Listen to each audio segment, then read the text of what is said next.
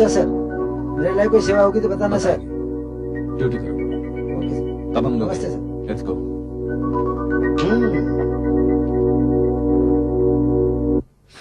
नौमिता Naumita Naumita, Sam मैं कहता हूं कि नौमिता इज द किलर। देखो देखो सैम, हमें चौकीदार ने क्या बताया था? हमें यही बताया था ना कि जिसने कत्ल किया वो एक आदमी था। Now it's very easy for Naumita to look like a man, क्योंकि उसके बाल छोटे हैं। देखो सैम, सैम दूसरी बात ये थी कि कातिल जो था वो क्रचेस पे आया था। नौमिता का भाई बैसाखी पर है, हो सकता है उसने अपने भाई की बैसाखी ली हो। अच्छा ठीक है, सबसे बड़ी बात यह है सैम की मोटिव ऑफ मर्डर जो है वो सिर्फ नौमिता के पास है। सैम देखो, सारी जायदाद सपना की जो है वो नौमिता के पास जाने वाली है। मेरी बात ध्यान से सुनो सैम, मुझे लगता है कि अब हमें ये रिपोर्ट पुलिस को सबमिट कर देनी चाहिए। नौमिता,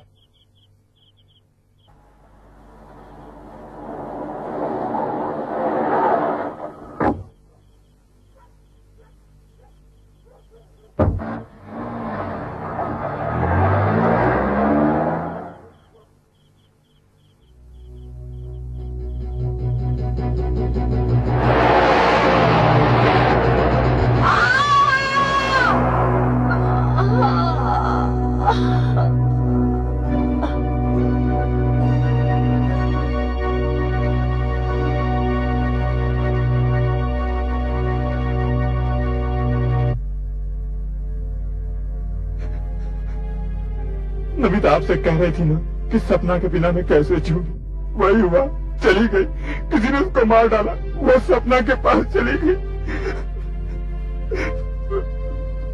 धीरज रखिए। रमेश, तुम तो एक वकील हो, मेरी बात समझ सकते हो। तुम्हारी बहन भी एक पत्रकार थी, वो भी इधर उधर से खबरें जमा करती थी। हो सकता है कि उसे सपना के कातिल के बारे में कोई सुराग मिल गया हो और इसीलिए किसी ने उसको। वो अपनी चीजें कहाँ रखती थी? वो अपनी चीजें खास दराज में रखती थी। कौन सा दराज? चलिए मैं आपको बताता हूँ।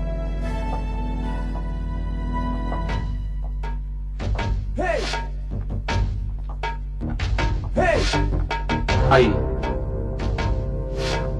यही वो दराज।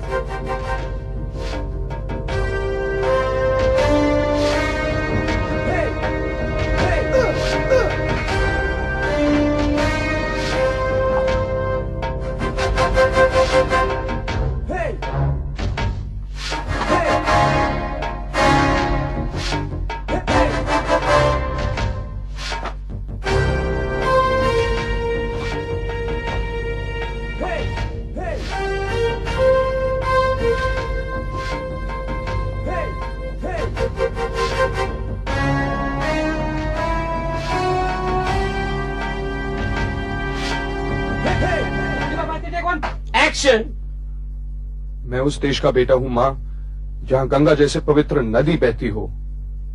मैं उस देश का बेटा हूं जहां भगवान बुद्ध, महावीर और कबीर जैसे संत पैदा हुए हैं।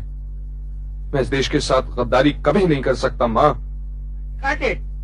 It was an excellent shot, Indra जी। अब आप रिलैक्स कीजिए। अगले शॉट में हम इंद्र जी की एंट्री यहाँ से लेते हैं। हाँ ठीक है, फिर आप मेरे सेक्रेटरी से बात कर लीजिए। इंद्र साहब, हम आपके फैन हैं। मैं सैम, ये गोपी। हाय गोपी।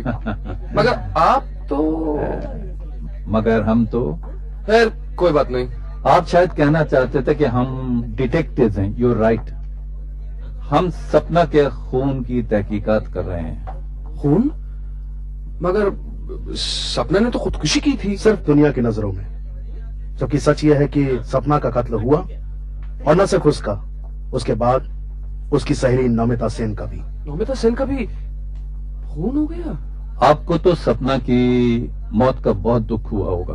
जी, वो मेरी बहुत अच्छी दोस्त थी and she was a fine actress as well. आपका रोमांटिक पेयर भी था उनके साथ? जी हाँ, सिर्फ पर्दे पर। जी, मैं पर्दे की बात नहीं कर रहा, पर्दे के बाहर की बात कर रहा हूँ। आपको जरूर कोई गलतफहमी हुई। जी, मुझे गलतफहमी नहीं हुई इंदर साहब। मैं जो बात करता हूँ उसकी कोई बुनियाद होती। मेरे पास कुछ तस्वीरें हैं, अगर आप देखना चाहेंगे तो। तस्वीरें?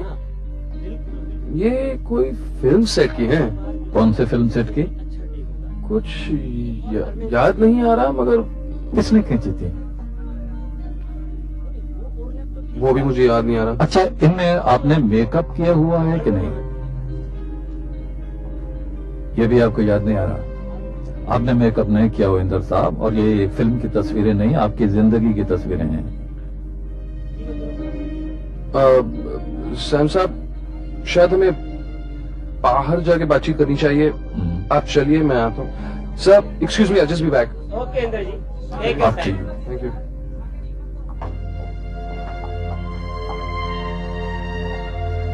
आप ठीक कह रहे हैं सैम साहब, ये हमारी जाती जिंदगी की तस्वीरें हैं। तो इसका मतलब यह हुआ कि आपके और सपना के बीच में हाँ, सपना और मेरे बीच एक करीब सा रिश्ता था। हम एक दूसरे से बहुत प्यार करते थे। खैर, ये सारी बातें छोड़ें, जाने वाले तो चले गए। उसकी मौत के बाद मैंने कुछ कहा नहीं, क्योंकि वो शादीशुदा थी। उसे बदनाम करने का क्या फायदा। सैम साहब, आप सपना के कातिल को जरूर ढूंढिए, उसे सजा दिलवाइए। सुनिए, अगर आप सपना के इतने करीब थे तो आपको कुछ ना कुछ अंदाजा तो होगा कि उसका खून किसने किया। एक्चुअली सैम साहब, उसके आखिरी दिनों में हमारे बीच कुछ तनाव सा हो गया था। क्यों?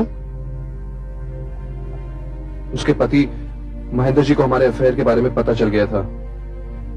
ओ, तो इसका मतलब ये हुआ कि हो सकता है महेंद्र जी ने ही कत्ल कर दिया और सपना का जलन के मारे। नहीं नहीं, ऐसा तो मैं नहीं। आपको डिस्टर्ब तो नहीं कर रहा सर। ये रहे आपके न्यू फिल्म के show cards.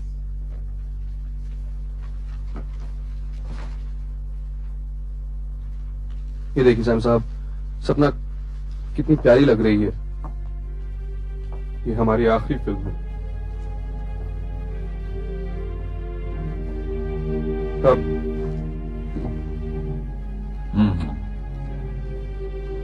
Very good. Inder जी,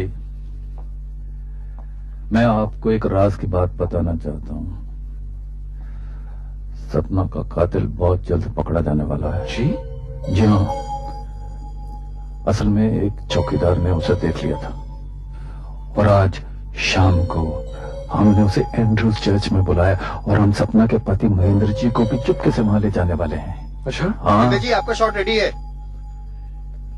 जी, मैं अभी आया। एक्सक्यूज मी सर, मुझे शॉट लेना है। हाँ जी। आप सपना के कातिल को जरूर पकड़ेगा। Rest assured. Best of luck.